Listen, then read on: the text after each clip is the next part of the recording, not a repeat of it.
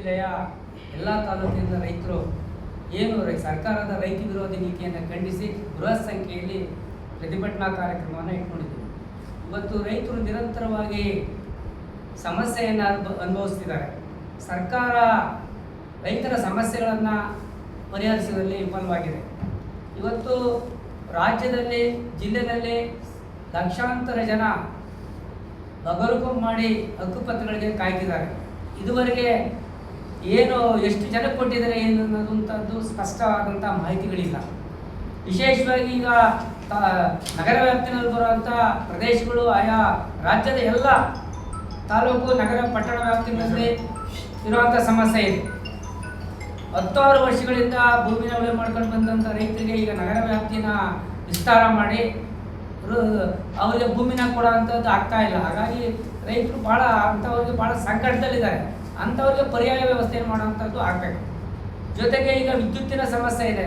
ಬೇಸಿಗೆ ಕಾಲಕ್ಕೆ ಸರಿಯಾಗಿ 7 ಗಂಟೆಗೆ ವಿದ್ಯುತ್ತನ್ನು ಕೊಡ್ತೀವಿ ಅಂತ ಹೇಳ್ತಿದ್ರೆ ವಿದ್ಯುತ್ತನ್ನು ಕೊಡ್ತಾ ಇಲ್ಲ. ರಾತ್ರಿ 3 ಗಂಟೆ ಕೊಡ್ತಾರೆ, ಹಗಲು 4 ಗಂಟೆ ಕೊಡ್ತೀವಿ ಅಂತಾರೆ.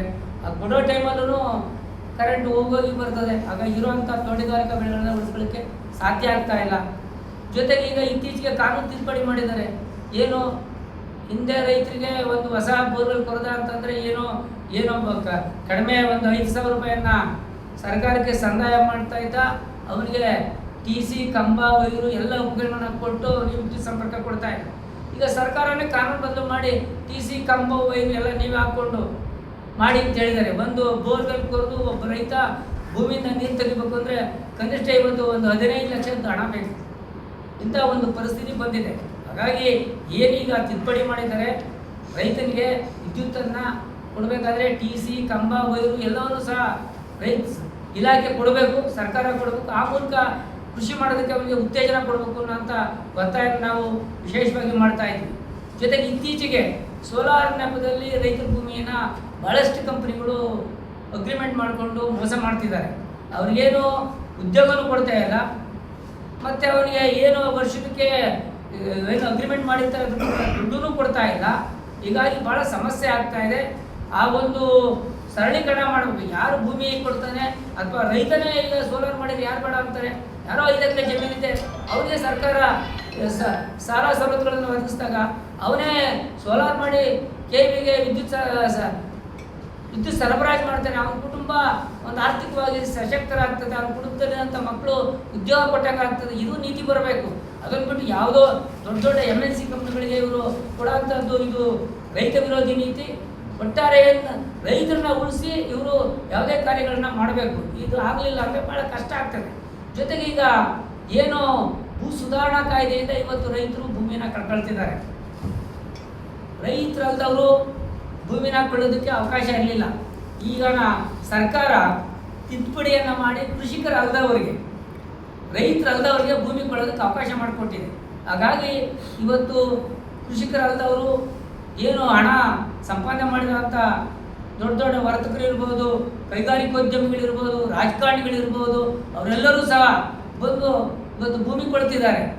ಏನು ಸಣ್ಣ ಅತಿ ಸಣ್ಣ ರೈತರು, ಹಿಂದುಳಿದವರು, ಪರಿಶಿಷ್ಟ ಪಂಗಡ, ಪರಿಶಿಷ್ಟ ಜಾತಿ, ಈ ಏನು ವರ್ಗದ ಜನರಲ್ಲಿ ಭೂಮಿ ಇದೆ ಆ ಭೂಮಿನೆಲ್ಲ ರೈತರು ಆ ಜನ ಇವತ್ತು ಕಳ್ಕೊಂಡು ನಿರ್ಗತಿಕರಾಗ್ತಿರ್ತಾರೆ, ಕೃಷಿ ಕಾರ್ಮಿಕರಾಗ್ತಿದ್ದಾರೆ. ಇವತ್ತು ಏನು ಭೂಮಿ ಕಳ್ಕೊಂಡು ಇವತ್ತು ಅವರು ಉದ್ಯೋಗಕ್ಕಾಗಿ ನಗರಗಳಿಗೆ ವಲಸೆ ಹೋಗ್ತಿದ್ದಾರೆ. ಈ ಕಾನೂನನ್ನು ರದ್ದು ಮಾಡಬೇಕು ಅಂತೇಳಿ ನಾವು ಒತ್ತಾಯ ಮಾಡಿದ್ದೀವಿ. ಇದು ನಾವೇನು ಹೇಳಿರುವಂಥ ಇದಿಲ್ಲ. ಅದೇ ಏನು ಕಾಂಗ್ರೆಸ್ ಸರ್ಕಾರ, ಈಗಿನ ಸರ್ಕಾರ ತನ್ನ ಚುನಾವಣಾ ಪ್ರಣಾಳಿಕೆಯಲ್ಲಿ ಅನೌನ್ಸ್ ಮಾಡಿದೆ, ನಾವು ಭೂ ಸುಧಾರಣಾ ಕಾಯ್ದೆಯನ್ನು ರದ್ದು ಮಾಡ್ತೀವಿ ಅಂತೇಳಿ. ನಾವು ಕಳೆದ 2.5 ವರ್ಷ ಆಯಿತು, ಇದುವರೆಗೂ ಆ ಕಾನೂನನ್ನು ರದ್ದು ಮಾಡೋಂಥ ಕೆಲಸವನ್ನು ಮಾಡಿಲ್ಲ. ಇದು ಸರ್ಕಾರ ಮಾತಿಗೆ ತಪ್ಪಿದ ಸರ್ಕಾರ. ತಾನೇನು ರೈತರಿಗೆ ಭರವಸೆ ಕೊಟ್ಟಿತ್ತು, ನಾನು ಕೃಷಿ ಕ್ಷೇತ್ರವನ್ನು ಉಳಿಸ್ತೀನಿ, ರೈತರನ್ನ ಉಳಿಸ್ತೀನಿ ಅಂತ ಹೇಳಿತ್ತು, ಅಲ್ಲಿ ವಿಫಲ ಆಗಿದೆ. ಈ ಕೂಡಲೇ ನಾವು ಒತ್ತಾಯ ಮಾಡ್ತೀವಿ, ಆ ಭೂ ಸುಧಾರಣಾ ಕಾಯ್ದೆಯನ್ನು ನೀವು ರದ್ದು ಮಾಡಬೇಕು. ಹಾಗಾಗಿ ಆ ರದ್ದು ಮಾಡೋದ್ರ ಮೂಲಕ ರೈತರನ್ನ ಸಣ್ಣ ಅತಿ ಸಣ್ಣ ಹಿಂದುಳಿದ ವರ್ಗದ ಪರಿಶಿಷ್ಟ ಜಾತಿ ಪಂಗಡದ ರೈತರ ಕೈಯಲ್ಲಿ ಭೂಮಿ ಉಳಿಬೇಕು. ಭೂಮಿ ಇದ್ದರೆ ಅವ್ರ ಮಕ್ಕಳು ಮುಂದಿನ ಜೀವನ ರೂಪಿಸ್ಕೊಳ್ತಾರೆ. ಹಾಗಾಗಿ ಈ ಕಾನೂನು ರದ್ದಾಗಬೇಕು. ಜೊತೆಗೆ 2013ರಲ್ಲಿ ಕಾನೂನು ಏನು ಭೂ ಸ್ವಾಧೀನ ಕಾಯ್ದೆಯನ್ನು ಜಾರಿಗೆ ತಂತು. ಆ ಕಾನೂನು ರೈತರನ್ನ ಫಲವತ್ತಾದ ಕೃಷಿ ಭೂಮಿ ಇರೋಂಥ ಭೂಮಿಯನ್ನು ರೈತರ ಒಪ್ಪಿಗೆ ಇದ್ದರೆ ಪಡೆಯಬಾರ್ದು ಅಂತ ಕಾನೂನಿದೆ.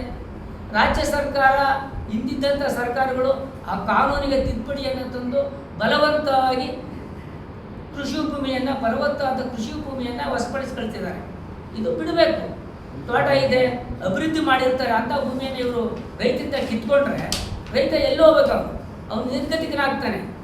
ಇದುವರೆಗೆ ಏನು KDB ಅನ್ನೋಂಥ ಒಂದು ಸಂಸ್ಥೆಯನ್ನು ಸೃಷ್ಟಿ ಮಾಡಿದ್ದಾರೆ, ಅದು ಒಂದು ಇದೇನು ಭೂಮಾಫಿಯಾಗಿ ಕೆಲಸ ಮಾಡ್ತಾ ಇದೆ. ಭೂಮಿನ ರೈತರಿಂದ ಕಸ್ಕೊಳ್ಳೋದು, ಯಾವುದೋ ಕೈಗಾರಿಕೆಗಳಿಗೆ ಕೊಡೋದು, ಆ ಭೂಮಿ ಕಳ್ಕೊಳ್ಳೋಂಥ ರೈತರಿಗೆ ಮಕ್ಕಳಿಗೆ ಉದ್ಯೋಗ ಕೊಡ್ತಾ ಇಲ್ಲ. ಈಗ ವಿಶೇಷವಾಗಿ ನಮ್ಮ ತಾಲೂಕಲ್ಲಿ ಇವತ್ತು ಏನು ಮುದ್ಗೆರೆ ಕಾವಲಿದೆ, ಅಲ್ಲಿ ಸಾವಿರಾರು ಎಕರೆ ಭೂಮಿಯನ್ನು ಕಸ್ಕೊಂಡಿದ್ದಾರೆ. ಇವತ್ತು ಬಂದಿದ್ದಾರೆ ಅವರೆಲ್ಲ ರೈತರು. ಆ ರೈತರಿಗೆ ಇವತ್ತು ಅತಂತ್ರ ಆಗಿದ್ದಾರೆ, ಭೂಮಿನೂ ಕಳ್ಕೊಂಡ್ರು, ಅವ್ರ ಮಕ್ಕಳಿಗೆ ಉದ್ಯೋಗನೂ ಇಲ್ಲ. ಏನು KDB ಏನು ಹೇಳ್ತದೆ, ಭೂಮಿನ ತಗೊಳ್ಳುವಂಥ ಸಂದರ್ಭದಲ್ಲಿ ಅಲ್ಲಿನ ಸ್ಥಳೀಕರಿಗೆ ಉದ್ಯೋಗವನ್ನು ಕೊಡ್ತೀವಿ ಅಂತ ಹೇಳ್ತಾರೆ. ಆ ಭಾಗದಲ್ಲಿ ಈಗ ಏನು ಉತ್ತುವರಿ ಭಾಗದಲ್ಲಿ ಕಾರ್ಖಾನೆಗಳಾಗಿದೆ, ಕೈಗಾರಿಕೆಗಳಲ್ಲಿ ಸ್ಥಾಪನೆ ಮಾಡಿದ್ದಾರೆ. ಭಾಳಷ್ಟು ಜನ ಕಳೆದ ಒಂದು ತಿಂಗಳಿಂದ ಚಳವಳಿ ಮಾಡಿದ್ರು, ನಮ್ಗೆ ಉದ್ಯೋಗ ಕೊಡ್ತಾ ಇಲ್ಲ ಅಂತೇಳಿ. ಇದು ಹೋಗ್ಬೇಕು. ಕ್ಷೇತ್ರದ ಶಾಸಕರು ಕೇವಲ ತಿಥಿ ಮದುವೆ ಈ ಯಾವುದೋ ಒಂದು ಸಮಾರಂಭಗಳಿಗೆ ಹೋಗ್ತಾರೆ ಬಿಟ್ರೆ ನಿಜವಾದ ಸಮಸ್ಯೆ ಬಗೆಹರಿಸಕ್ಕೆ ಅವ್ರಿಗೆ ಕಳ್ಕಳಿ ಇಲ್ಲ. ಓಟ್ ಹಾಕಿಸ್ಕೊಳ್ಳುವಾಗ ಮಾತ್ರ ನೀವೆಲ್ಲ ನಮಗೆ ಸಹಕಾರ ಕೊಡಿ ಅಂತೇಳಿ ಕೈ ಮುಗಿದು ಓಟ್ ಹಾಕಿಸ್ಕೊಂಡ್ರು. ಈಗ ಅಲ್ಲೇನಾಗ್ತಾ ಇದೆ ಅನ್ನೋದ್ರ ಬಗ್ಗೆ ಅವ್ರಿಗೆ ಕಳ್ಕಳಿನೇ ಇಲ್ಲ. ಇದು ಬರಬೇಕು ಶಾಸಕರಿಗೆ. ದಿನನಿತ್ಯ ತಾಲೂಕಿನಲ್ಲಿ ವ್ಯಾಪಕವಾದಂಥ ಭ್ರಷ್ಟಾಚಾರ ಇದೆ. ಆ ಭ್ರಷ್ಟಾಚಾರದ ಬಗ್ಗೆ ಅವ್ರನ್ನ ಕೇಳಿದ್ರೆ, ಮೊನ್ನೆ ಒಂದು ದೃಶ್ಯ ಮಾಧ್ಯಮದಲ್ಲಿ ನೋಡಿವಿ, ಒಬ್ರು ಕೇಳ್ತಿದ್ದಾರೆ ನಮ್ಗೆ ಇಷ್ಟೊಂದೆಲ್ಲ ಅನ್ಯಾಯ ಆಗಿದೆ ಅಂತೇಳಿ, ಅಲ್ಲಿ ಆರ್ಕೆ ಉತ್ತರ ಕೊಟ್ಟು ಹೋಗ್ತಿದ್ದಾರೆ. ಇದು ಶಾಸಕರ ನಡವಳಿಕೆ ಆದರೆ ಹೇಗೆ ಸಾಮಾನ್ಯ ಜನ ಬದುಕೋದು? ಇದು ಬದಲಾಗಬೇಕು. ನಾವು ಅಪಾರವಾದಂಥ ಶಾಸಕರ ಬಗ್ಗೆ ಕಳಕಳಿ ನಂಬಿಕೆ ಇಟ್ಕೊಂಡಿದ್ದೆ. ಯಾಕೆಂದರೆ ಸುಮಾರು 35 ವರ್ಷಗಳಿಂದ ಅವರು ನಮ್ಮ ಕ್ಷೇತ್ರದಲ್ಲಿ ಪ್ರತಿನಿಧಿಸಿ ಕೆಲಸ ಮಾಡ್ತಾ ಬಂದಿದ್ದಾರೆ. ನೀರಾವರಿ ಬಗ್ಗೆ ಆದ್ಯತೆ ಕೊಟ್ಟಿದ್ದಾರೆ. ಇವತ್ತು ಇವರು ದೆಹಲಿಯ ವಿಶೇಷ ಪ್ರತಿನಿಧಿ. ಇವತ್ತು 5,300 ಕೋಟಿ ರೂಪಾಯಿಯನ್ನ ಕೇಂದ್ರ ಸರ್ಕಾರದಿಂದ ಅವರಿಗೆ ಕೇಂದ್ರ ಸರ್ಕಾರ ಅನೌನ್ಸ್ ಮಾಡಿದೆ. ಕಳೆದ 3 ವರ್ಷ ಆಯಿತು, ಇದುವರೆಗೂ ₹1 ಕೊಟ್ಟಿಲ್ಲ. ಕೇಂದ್ರ ಸರ್ಕಾರದ ಅವ್ರಿಗೆ ನಾಚಿಕೆ ಆಗಬೇಕು. ಈ ಕ್ಷೇತ್ರದ ಪಾರ್ಲಿಮೆಂಟ್ ಸದಸ್ಯರಿಗೆ ನಾಚಿಕೆ ಆಗಬೇಕು. ಅವರು 5,000 ಕೋಟಿ ತರೋದಕ್ಕಾಗಿಲ್ಲ. ಇವತ್ತು ಚಿತ್ರದುರ್ಗ ಜಿಲ್ಲೆಯಲ್ಲಿ ರೈತರು ಅಹೋರಾತ್ರಿ ದಂಡಿ ಮಾಡಿದ್ದಾರೆ.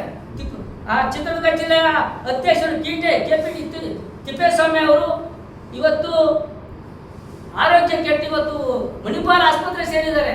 ಇದುವರೆಗೆ ಆ ಕ್ಷೇತ್ರದ ಪಾರ್ಲಿಮೆಂಟ್ ಸದಸ್ಯರು ಹೋಗಿ ಒಂದು ಸಾಂತ್ವನ ಹೇಳುವಂಥ ಕೆಲಸ ಮಾಡಿಲ್ಲ. ಇದನ್ನು ನಾವು ಖಂಡಿತವಾಗಿ ಖಂಡನೆ ಮಾಡ್ತೀವಿ.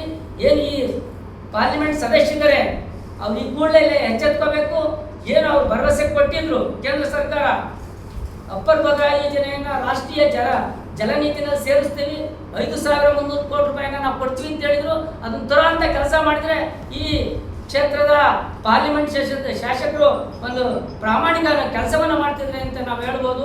ಆ ದಿಕ್ಕಲ್ಲಿ ನಾವು ಇನ್ನು ಮುಂದೆ ಏನು ನಮ್ಮ ಪಾರ್ಲಿಮೆಂಟ್ ಸದಸ್ಯರು ಬಂದರೆ ಅವರಿಗೆ ಗೆರವು ಮಾಡೋ ಅಂಥ ಕೆಲಸವನ್ನು ಮಾಡ್ತೀವಿ ಅಂತೇಳಿ ಸಂದರ್ಭದಲ್ಲಿ ಎಚ್ಚರಿಕೆ ಹೇಳ್ತಾ, ಬರುವ 9ನೇ ತಾರೀಕು ಕಾರ್ಯಕ್ರಮಕ್ಕೆ ಹೆಚ್ಚಿನ ಸಂಖ್ಯೆಯಲ್ಲಿ ರೈತ ಬಂಧುಗಳು ಭಾಗವಹಿಸಬೇಕು.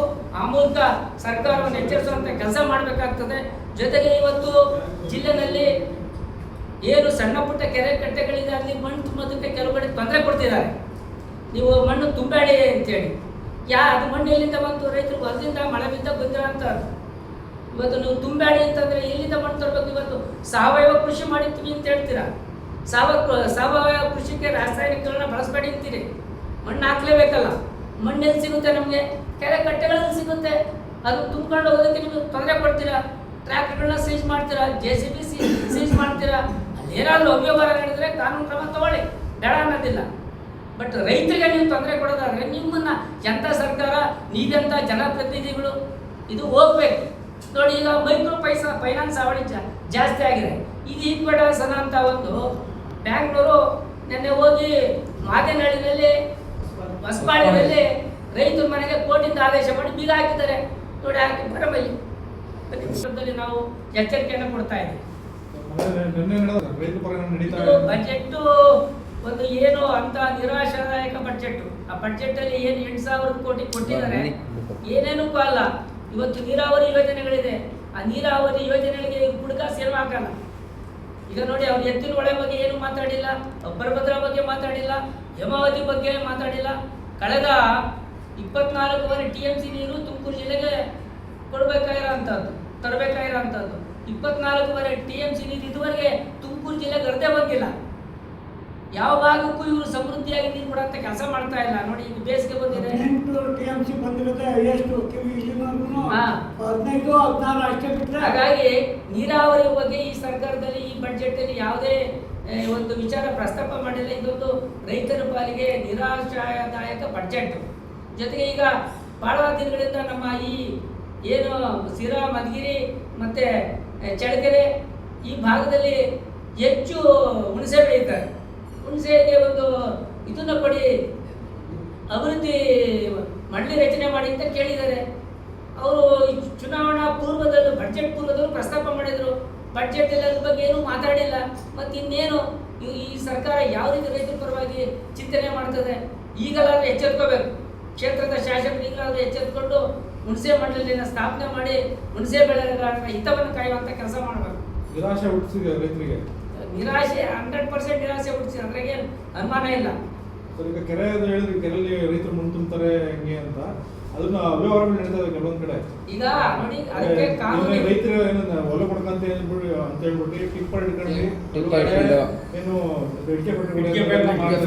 ನೋಡಿ ಸರ್, ಇದು ಕಮರ್ಷಿಯಲ್ ಏರಿಯಾ ಒಳಗೆ ಹೊಡಿತಿದ್ದಾರೆ. ಅದನ್ನ ನೀವು ರೈತರಾಗಿ ನೀವೇ ಖಂಡಿಸ್ತೀರೋ ಇಲ್ಲ, ನಾವು ನೋಡಿ ಈಗ ವಾಣಿಜ್ಯೀಕರಣ ಮಾಡುವಂಥದ್ದನ್ನ ಖಂಡನೆ ಮಾಡ್ತೀವಿ. ಯಾವುದೇ ಇಟ್ಟರೆ ಫ್ಯಾಕ್ಟ್ರಿಗೆ ಕೊಟ್ಟರೆ ಯಾವ ಇಟ್ಟೆ ಫ್ಯಾಕ್ಟ್ರಿ ಮಾಲೀಕ ಲಾಭ ಮಾಡ್ಕೊಳ್ತಾನೆ. JCB ತಗೊಂಡೋಗಿ ಮಣ್ಣು ಸ್ಟೋರೇಜ್ ಮಾಡಿ ಅವನು ಲಾಭ ಮಾಡ್ಕೊಳ್ತಾನೆ. ಅದೆಲ್ಲ ನಾವು ಹೇಳ್ತಾ ಇರೋದು, ನಿಜವಾದ ರೈತರು ಟ್ರ್ಯಾಕ್ಟರ್ಗಳು ತುಂಬಿಕೊಂಡು ಪಡ್ಕೊಂಡು ಹೋಗೋದಕ್ಕೆ ಅವಕಾಶ, ಮುಕ್ತ ಅವಕಾಶನ ಕೊಡಬೇಕು. ಅವ್ರದ್ದೇನು ನಿಯಮ ಇದೆ, ಒಂದು 3 ಅಡಿ ತೆಗೆಯೋದಕ್ಕೆ ಅವಕಾಶ, ನಾವು ಮುಕ್ತವಾಗಿ ಹೇಳ್ತೀವಿ. 3 ಅಡಿಗೆ ಅವಕಾಶ ಇರಲಿ. ನಿಮಗೆ ಗ್ರಾಮ ಪಂಚಾಯತ್ ಇದೆ, ಪೊಲೀಸ್ ಇಲಾಖೆ ಇದೆ, ರೆವಿನ್ಯೂ ಇಲಾಖೆ ಇದೆ, ಮುಸ್ತುವಾರಿ ಮಾಡಿ. ಯಾವನು ಕಳದಂತೆ ಮಾಡ್ತಾನೆ ಅವನಿಗೆ ಕಾನೂನು ಕ್ರಮ ತಗೊಳ್ಳಿ. ಸದ್ದಿಲ್ಲ ಅಂತೆಲ್ಲ, ಬಟ್ ಏನಾಗಿದೆ ನಿಜವಾಗಿ ಗೊತ್ತಾ ಸರ್, ಈಗ ರೈತರನ್ನ ಮುಂದೆ ನಿಲ್ಲಿಸ್ಕೊಂಡು ರೈತರಿಗೆ ಅಂತ ಹೇಳ್ಬಿಟ್ಟು ಇವರು ಇಟ್ಟೆ ಫ್ಯಾಕ್ಟ್ರಿ ಹೊಡಿತಿದ್ದಾರೆ. ಇದು ಯಾವ ತರ ನೀವು ಖಂಡಿಸ್ತೀರಾ? ಆ ತರದ ಇದ್ರ ಕಾನೂನು ಪ್ರಕಾರ ಕ್ರಮ ತಗೊಳ್ಳಿ. ನೀವು ರೈತರು ನೀವು ನಿಂತ್ಕೊಂಡಿದ್ದೀರಾ, ನೀವು ನಿಮ್ಮ ಎದುರಿಗೆ ನಾವು ಇಟ್ಟೆ ಫ್ಯಾಕ್ಟ್ರಿ ತಗೊಳ್ಳೋದಾರೆ ಕೇಳಿದ್ರೆ ರೈತರಿಗೆ ಅಂತ ಹೇಳ್ತಾರೆ. ಸರ್, ಈಗ ಹೊಲ ಪಡಿತಾನ, ಅವನು ಸ್ಟೋರೇಜ್ ಮಾಡ್ತಾನ, ಅನ್ನೋದು ಕಣ್ಣಿಗೆ ಕಟ್ತಾನೆ, ಬೋಧಕವಾಗಿರ್ತಾನೆ. ಮಣ್ಣೇನು ಮಾಯ ಮಾಡೋಕ್ಕಾಗಲ್ಲ. ಅವನಿಗ 10 ಟ್ರ್ಯಾಕ್ಟರ್ ಮಣ್ಣು ತಗೊಂಡೋಗಿ ಎಲ್ಸಿರ್ತಾನೆ. ಪ್ರಾಕ್ಟಿಕಲ್ ಯೋಚನೆ ಮಾಡ್ರಿ, ಒಬ್ಬ ರೈತ ಏನು ಇದು ಟಿಪ್ಪರ್ ಇಟ್ಕೊಂಡು ಹೊಲಕ್ಕೆ ಮುನ್ನಡೆಯಕ್ಕೆ ಸಾಧ್ಯನಾ? ಇಲ್ಲ, ಟಿಪ್ಪರಲ್ಲಿ ಅವಕಾಶ ಕೊಡಲ್ಲ. ಟಿಪ್ಪರಲ್ಲಿ ಅವಕಾಶ ಕೊಡಲ್ಲ. ತುಂಬಕ್ಕಂತೂ ಈಗ ಮನುಷ್ಯ ಕೈಲಿ ಆಗಲ್ಲ, ಮ್ಯಾನ್ ಪವರ್ ಕಡಿಮೆ ಇದೆ. ಅದರಿಂದ JCB ತುಂಬಿಕೊಂಡು ಹೊಲಗಳು ಹೊಡ್ಕೊಳ್ಳೋಕ್ಕೆ ನಮ್ಮ ಅಭ್ಯಂತರ ಇಲ್ಲ. ಇಟ್ಟಿಗೆ ಫ್ಯಾಕ್ಟ್ರಿಗಾಗಲಿ ಅಥವಾ ಇನ್ನೇನೋ ಇದಕ್ಕಾಗಲಿ ಅದಕ್ಕೆ ಬಳಸೋದಕ್ಕೆ ಮುಕ್ತ ಅವಕಾಶ ಕೊಡಬೇಕು ಅಂತ ನಮ್ಮ ಕೆಲವು ರೈತರು ಈ ತರ ಕುಮ್ಮ ಕೊಡ್ತಿದ್ದಾರೆ ಅಂತರಿಗೆ. ಸರ್, ಯಾರೋ ರಾಜಕಾರಣಿಗಳು ದಂಧೆ ಮಾಡೋರು ಅದನ್ನ ಮಾಡ್ತಾರೆ ಬಿಟ್ರು ಪ್ರಾಮಾಣಿಕ ರೈತರು ಯಾರು ಮಾಡಲ್ಲ. ಯಾರು ಒಬ್ಬರಿಬ್ರು ಮಾಡ್ಬೋದು. ಶಾಲಾ ಹಾಕೊಂಡು ನಿಂತ್ಕೊಂಡು ಆತರ ಹೊಡ್ತಿದ್ದಾರೆ. ಅಂತವ್ರ ಬಗ್ಗೆ ತಪ್ಪು ಮಾಡಿದ್ರೆ ಅವ್ರಿಗೆ ಶಿಕ್ಷೆ ಮಾಡೋದು. ನಾನು ತಪ್ಪು ಮಾಡಿದ್ರು ನಾನು ಕಾನೂನು ಅಡಿಯಲ್ಲಿ ಶಿಕ್ಷೆ ಆಗ್ತಾನೆ, ಅಂಥವ್ರ ಮೇಲೆ ಕ್ರಮ ತಗೊಂಡಿದ್ದು ನಾವು ಹೇಳ್ತೀವಿ. ಈ PDO ಮತ್ತು VAಗಳಿಗೆ ಏನು ಇನ್ಫಾರ್ಮ್ ಮಾಡಿದರೆ RIಗೂ ನಮಗೆ ಇದು ನಮಗೆ ಸಂಬಂಧಪಡಲ್ಲ, ಮತ್ತು ಭೂ ಇಲಾಖೆಗೆ ಸಂಬಂಧಪಡುತ್ತೆ, ಮತ್ತು ತಹಸೀಲ್ದಾರಿಗೆ ಸಂಬಂಧಪಡುತ್ತೆ ಅಂತಾರೆ.